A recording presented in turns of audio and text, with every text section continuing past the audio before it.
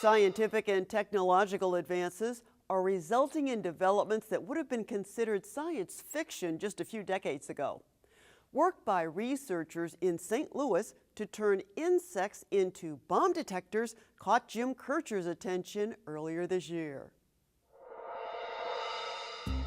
So here's the star of the show. It's a locust, a grasshopper really, wearing a backpack, a tiny computer wired into an even tinier brain. Welcome to the world of biorobotics. In this project at WashU, a team of scientists headed by Bharani Raman is working to create a bomb-sniffing machine that uses the antennas of living locusts as the detector. Which will actually amplify the signal that we're recording from. As a grad student, Dr. Raman built a smelling machine, a mechanical nose, but realized there was no way he would ever get close to what nature had already come up with. So it turned out it was a very humbling experience. Even an insect like locust with its antennae has hundreds of thousands of sensors on the antennae, and there are so many different varieties of them. So in terms of the complexity that the biology has, it beats the engineering hands down. With funding from the Office of Naval Research, they hope one day to be able to send a swarm, yes, a swarm of bomb detectors wherever needed. Great idea, really complicated to do. First of all, you have to train the locust to recognize a particular odor. Then you have to equip it with a backpack computer, and then figure out how to steer the locust where you want it to go. Turns out that training a locust to detect a smell, that's the easy part. The researchers won't exactly say what chemical they're targeting, but let's say it's TNT. So what is going on here is there are a bunch of 6 locusts. Each one is getting trained. So what we give them is they have been starved for a day, so they are very motivated to learn this task. The locusts are strapped in facing a tube that will send puffs of the odor. Their mouth parts are painted green so researchers can easily see them when they open up. And it only takes a few sessions with hungry locusts. They get a puff followed by a piece of grass. Puff, grass, puff, grass. Pretty soon, they get a puff and they're opening their mouths in anticipation. So they get a puff. They give a puff. They've been trained on this puff already. See that? Yeah. Yeah, so they recognize it. Here's the instant replay. And they keep responding to that smell even when they're not being fed. So we can actually train them like Pavlov's dog, right? So you ring the bell, feed the dog. Same thing you can do with the locust too. So training to recognize the smell? Check. But here's what they're really watching now, not the moving mouth parts on the locust. They need to identify what the odor response looks like inside the locust brain. So the popping sound that you're hearing are the neurons in the brain talking with each other. These are the wires that get implanted into the locust brain. Say it again. You've implanted electrodes in the locust brain. Arrays of electrodes, not just one wire, but a bunch of wires.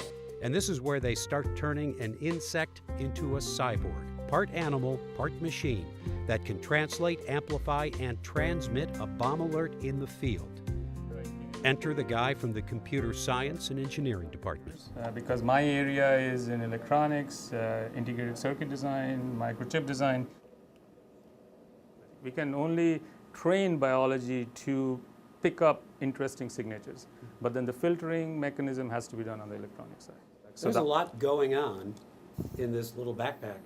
Right now, yes. So right now... This seems like the sort of thing that like 50 years ago would have taken up a whole table or something. Actually, that's true. But the ultimate goal for this project would be to shrink everything into a very tiny 3 millimeter by 3 millimeter die. So it will not even look like this, as big as this. It will be close. It will be as small or as big as something like the locust's head. Because ultimately, we want the locust to fly around, behave in its natural environment, and then tell us if the targets of interest are there in the natural environment.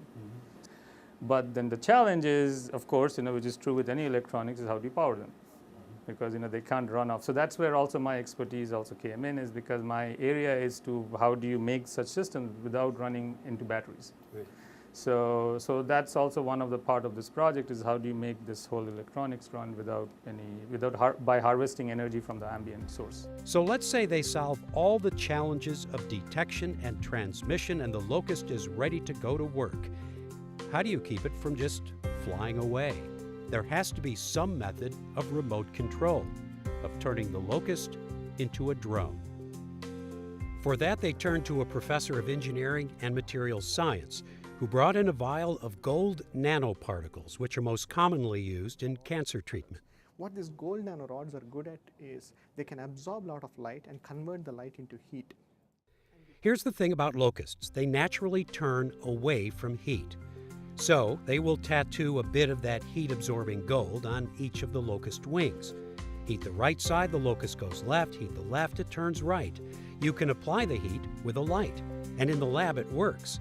But they're going to have to do this in mid-flight. But at some point later, what we are going to do is actually have the light right on the locust itself. We are going to have tiny LEDs on the locust itself, and we just turn on and off these LEDs to start heating these tattoos and start steering the locusts. If that steering system works, they may have a working prototype, a bomb-sniffing, data processing, remote-controlled cyborg locust by the end of 2017. Locusts only live a few months, so the training and the wiring continues on a regular basis.